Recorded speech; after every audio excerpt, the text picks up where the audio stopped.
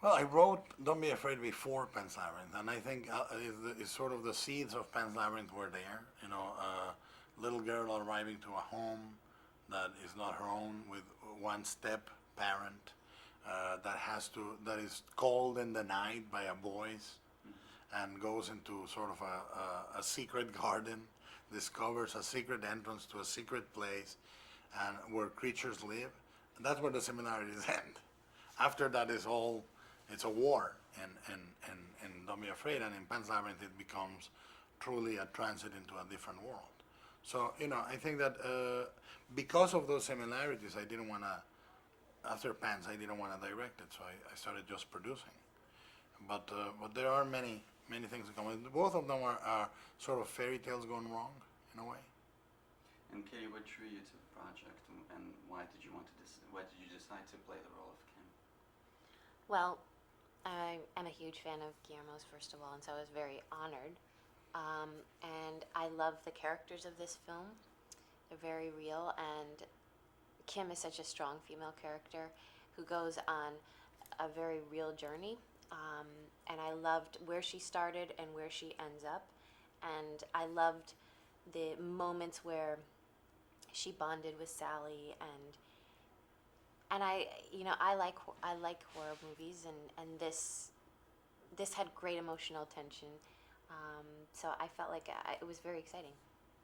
And Guillermo, how did you find Bailey, and when did you know that she's the perfect one? I wish we could take credit for all of that, but we can't. We auditioned a lot of girls and this and that, but Alfonso Cuarón is very good friends with Natalie Portman. And Natalie Portman said, I know you guys are looking for a girl, this is the girl. Because they've done Brothers together. And we thought, well, we can go on that recommendation. And we read Bailey, and it's like discovering Area 51. It's like discovering an entire alien world of joy. And she's a perfect actor. It's uncanny to find an actor that good at that age that has such control over her craft. She's a really deliberate, really smart actor. And Katie, can you talk about your relationship and working relationship with Bailey? And I know you also started acting very young. Could you see yourself a little bit in Bailey? Well, I had a wonderful time working with Bailey, and she is such a professional, and she's so talented and lovely and so much fun.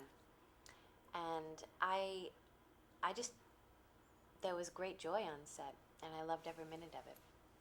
And I did start young, not as young as her, but she's her own person, and she's terrific. And it's very exciting, and I think that we're going to see so many of her projects to come. Right. And even though you play the role of the mother of Kim, could you identify a bit with the character of Sally? And there's a certain unspoken background to Kim's character that perhaps relates to the journey that Sally's going through and the difficult childhood that she's having. Well, what is hinted at in the movie is Kim's troubled childhood, and which is the cause of her not wanting to immediately bond with Sally, and definitely not wanting to be a mother. Um, but what is great about these two characters is that they really come to understand each other, and they become like companions and comrades, even more so than like mother-daughter. Um, and I think that what I found identifiable in terms of Sally, and when I was a little girl, is sometimes when you're a child, people don't listen, and they don't take you seriously, and they don't realize that you're listening, and you know way more of what's going on than they think you do. And that is one of the themes, and what is explored in this film. I think the beauty of the character of Kim for me is that he's even more than a mother.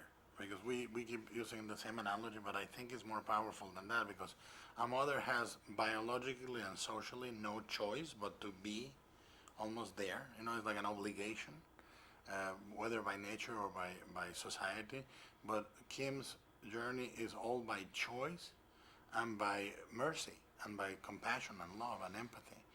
She says no, no, no, and then she goes, wait a minute, this girl is in trouble, and it's instinctive, it's natural, instinctive, and you see her try, and you know, is the earmark of a good heart. You know, and I think It's Kim the has a harder good choice. heart. Yeah, it is the harder choice, but it's a choice, which is great because it's by choice. I think when you are evil or good by choice, is 10 times more apparent who you are than when it's by circumstance. You know, because many characters would see the girl in trouble and say, you know what, I'm going home. Like this is too complicated for me. But she says no. She has no one. I'm gonna stick by her.